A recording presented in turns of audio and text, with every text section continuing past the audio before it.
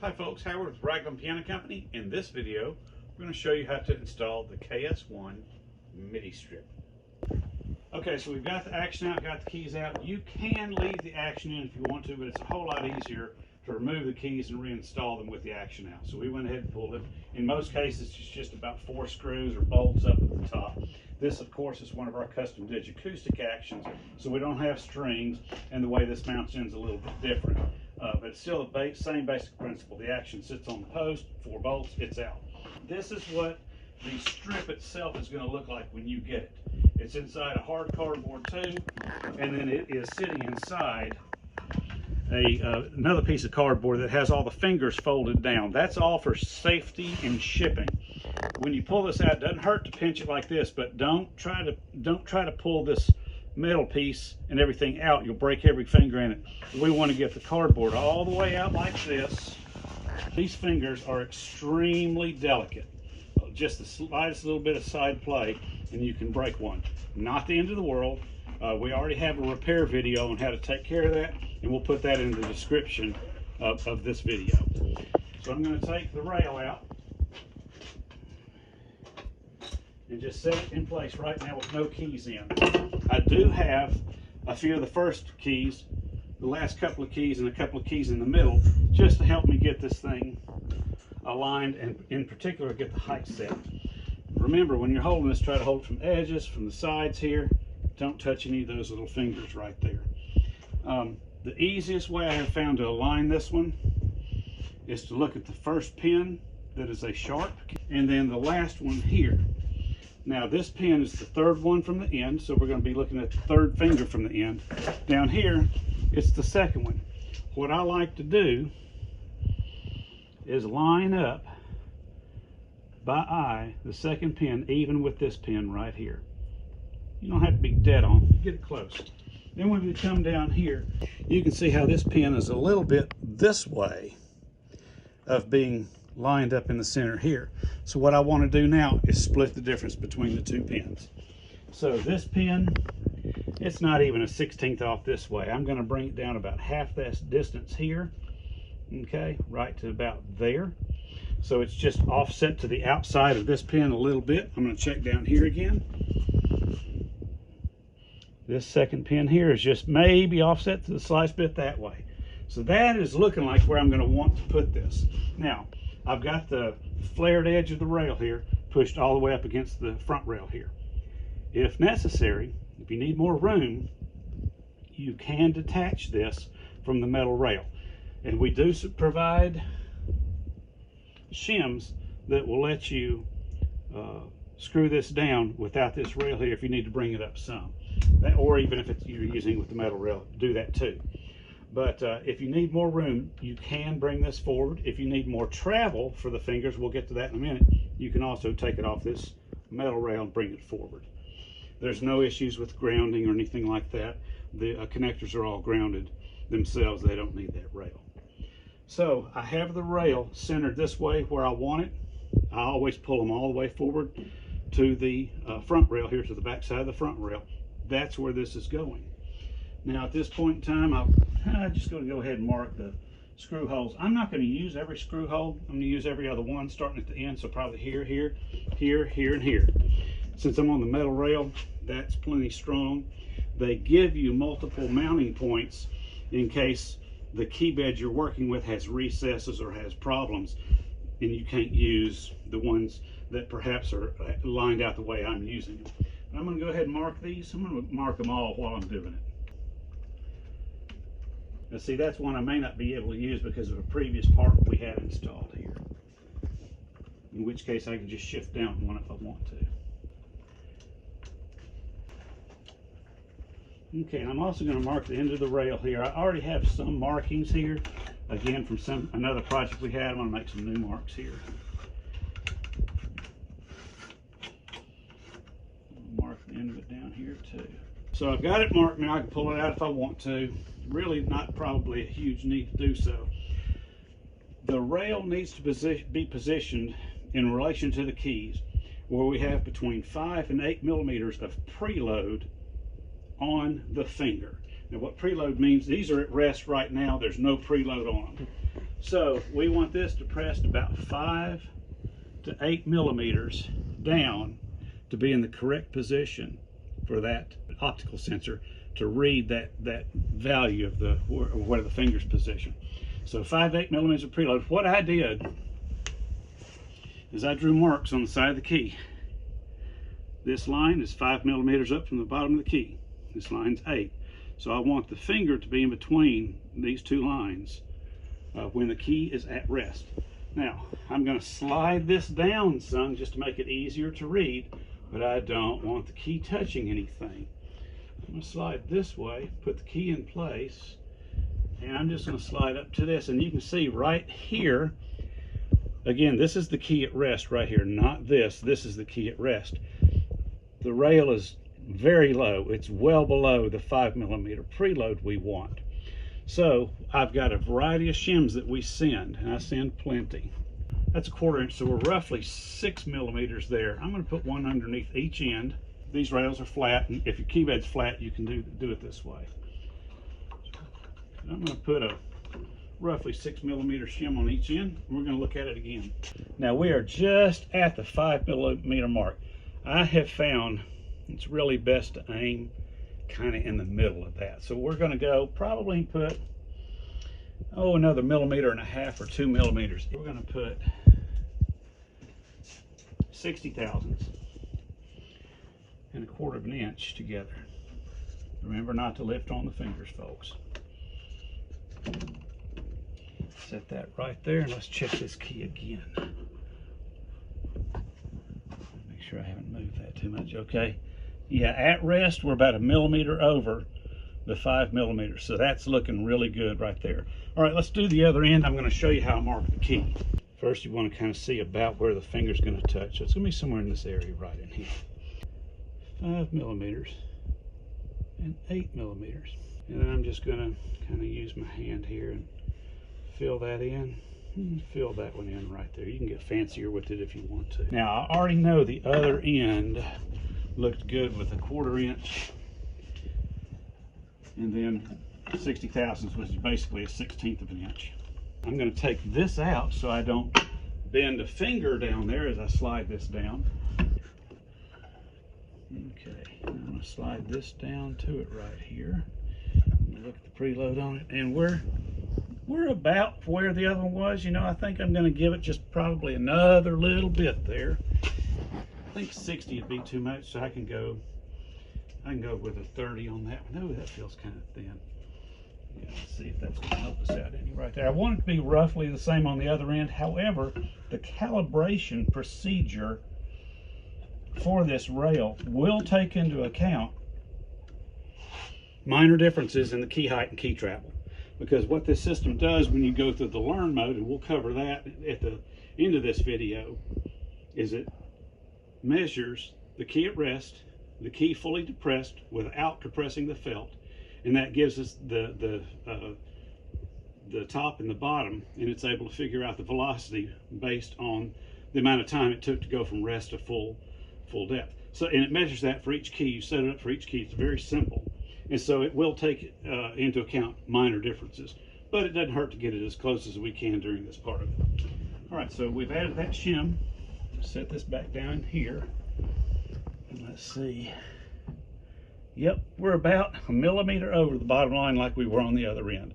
I am pretty happy with that right there. So probably what I'm going to do now is figure out what shim's going to fit good here. We'll even check one of those keys right there in the middle. Just slip them in right underneath here. The rail will bow a little bit, which is why I was going to use every other one here. Let's just check one of these keys in the middle here. We'll check number 45. All right, so what I have found helpful, since I just messed up off camera, is to go ahead and, when you're pulling the keys, whichever one you want to use in the middle as a sample, go ahead and mark the bounce rail pin that corresponds with it, maybe even the front rail pin. So this is going to be the F right here, which is going to be number 45. So this is the one I can use as my sample in the middle and see where we are at rest. I'm liking that. That's about where we are on each end. So I'm happy with where the rail is. I'm going to screw it down now. This is soft enough wood I don't have to use pilot holes. If you're going into hardwood, I would suggest marking and drilling all these holes. I have made these shims where you can put them underneath the rail, and these slots line up with mounting holes. And hopefully that will make it a little bit easier for you, because when you put the screw in, the pressure is going to be balanced out. If you put the shim off center of the screw, then it's naturally going to want to do this number as you tighten the screw. But with it splitting the difference on both sides, that's going to make a very firm, very solid foundation there. So I'm going to put this one. You can glue these if you want to, but they're going to stay in place. So, plus if you decide later to make a change and they're not glued, it's a lot easier to do. Come down here with this one. Now again, I need to check. Here, I did this before I had everything centered back up, so I'm going to have to scoot this down to my marks. So I should have done that before I started placing my shims, but it's as simple as just scooting them down. So there we go. And a little bit inside each one of those. Boy, that's just really close right there. These are number 6s. These are 1 inch long. This is a Phillips head. Well, it's a Phillips drive, and that's a pan head screw. So it's flat on the bottom and meshes with this very well. We'll probably send these out with 3/4 inch long screws, and you can get longer than that if you need to. Very simple to find at a hardware store. Again, be extremely careful around these fingers, but it's not the end of the world if you break one. They're not expensive, and they're fairly easy to replace if you know the right technique, and we've got a video on that. All right, folks, what I see here, there's a pre-existing hole here that's not letting me use that screw. So I'm going to give you all kind of a little cheat code I've done before sometimes.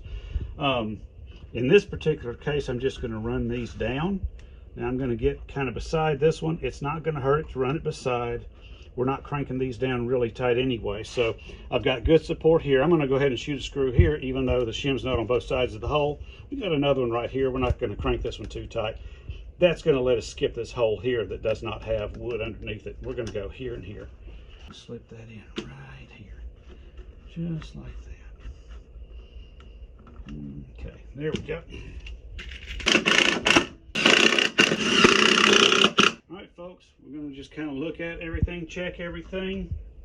What we want to do here is make sure we don't have any interference with the rail. As you can see, the balance rail punchings are very healthily above this lip that's sticking up right here. We can go ahead and check that one more time. I'm going to put the white key in here and check it for travel here. Okay, I'm looking at it this way. I don't want to move the rail now. Good. We've got probably about 6.5 millimeters of preload, and we've got plenty of travel here. This you don't want to put this rail in until your keys have been leveled and the key dip set. But basically all that is we put a block underneath each end of the key frame. I'm sorry, each end of the end keys. And we use a straight edge, and then we put these punchings in. That's what these are. We sell them in our eBay store. And as you add punchings here, underneath here with the piano, the key at rest, because the action will be on here, it will actually raise, or if you take punchings out, it will lower it. And that is how we level all the keys to the same height. Then to set the dip, we use a block or a measuring device to measure how much it travels between rest and full dip. And those changes are done with little punchings right here. So that's how you set the key level and the key dip. That part will need to be done for this to work properly. Like I said, if it's off a little bit, not a big deal.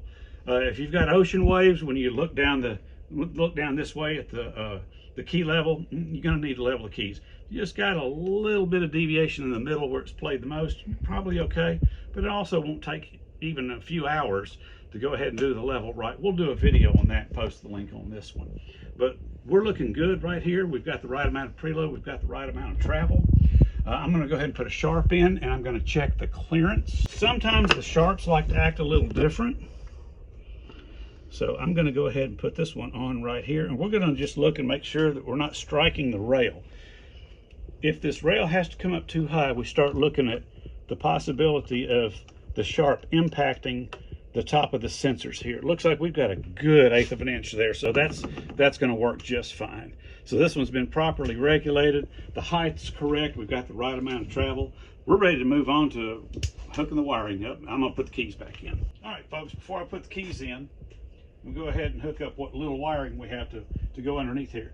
We have an adapter here that's going to take this to a larger connector. We don't even need to fool with that right now. All we need to do is put this small ribbon cable on this end of the MIDI strip.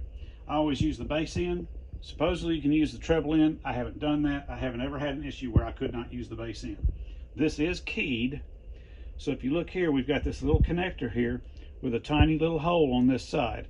Now we've got the pin right here that's going to fit in that little hole. You can see it from the back side a little easier. That little hole right there. We're going to clip that on right there, just like that. Boom, that's done. Now then, this is automatically going to orient properly, but look at it here and you're going to see we have a little hole on this side right here. Okay, so we're just going to thread this little piece in around this way right here.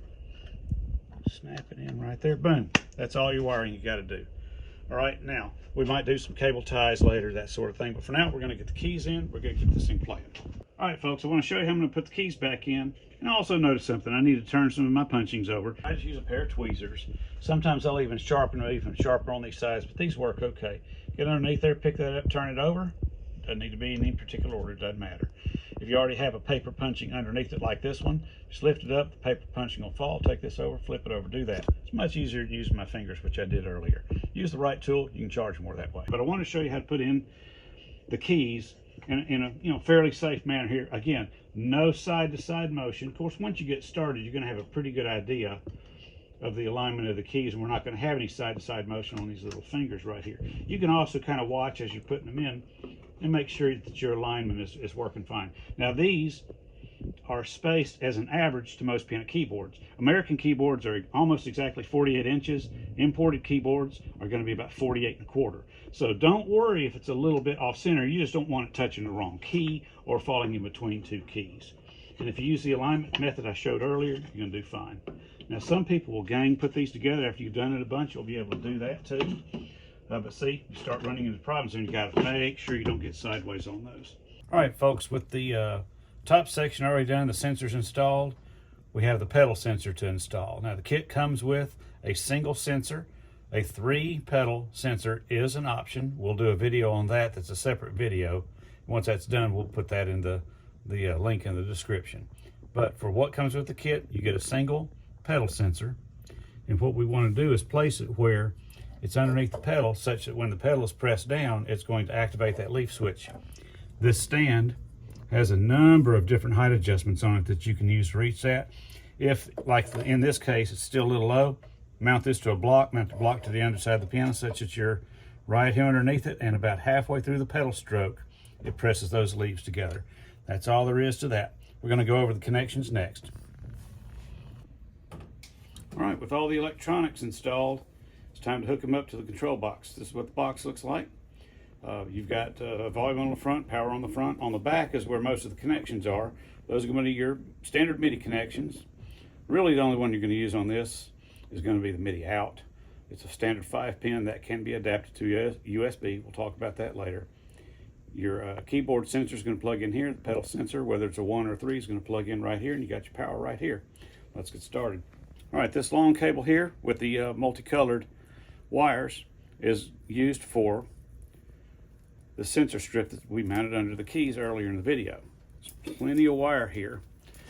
And if you recall this little adapter we hooked up earlier, you can hook either end up. You can see it's keyed, goes on this way here, not this way. I'm going to put that together right there. It's a tight fit first time. And then I'm just going to pass this anywhere back through the back.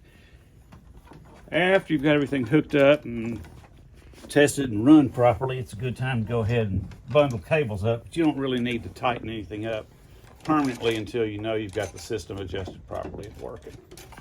Most of the time you're going to choose a location up underneath here to mount the control box. Of course, you can do it left or right side. I'm leaving it out for now just to show how the connections are made. So that is the multicolor one there. That is the connections for the keyboard. We're going to plug that into the keyboard. See the keys, the little indentions out right there. We're going to line those up with those right here. Put it in just like so. Now that's it. Now, I did not permanently mount the sensor switch for the pedals on this piano because I'm going to put a 3-switch system on it. But the pedals for it would plug on just like this one did here. You've got the keys. It's going to go in just like that and go straight to the pedals. If there's not enough length, we do sell an extension that can get you from the pedals down here. If you look at this box further away, we've got the extension available. That doesn't come in the kit, but it's available. All right. Then, of course, you've got the power supply. We'll hook that up here momentarily. That'll go in here, and we'll get everything hooked up and then show you how to set it up. Okay, folks, we've got everything connected. Now it's time to set it up. What I'm about to discuss is in the instruction manual. The link's in the description. So we've got power connected to it now. I've already turned it on. We're going to tell the unit where the keys are at rest, how far they go down, and that's how it's going to calculate velocities and send correct MIDI information. To set it up, we press all 3 buttons until they start to blink like that. The unit's going to turn itself off and reboot. We're basically erasing the part of the memory where it has that information stored. So for setup, we're going to press and hold the setup button. It's going to start blinking. Press the first key on the piano twice. That says we're going to start on that end. Now we're going to press each key just with a regular touch. We're not going to compress the felt. We're just going to gradually go all the way down the entire keyboard.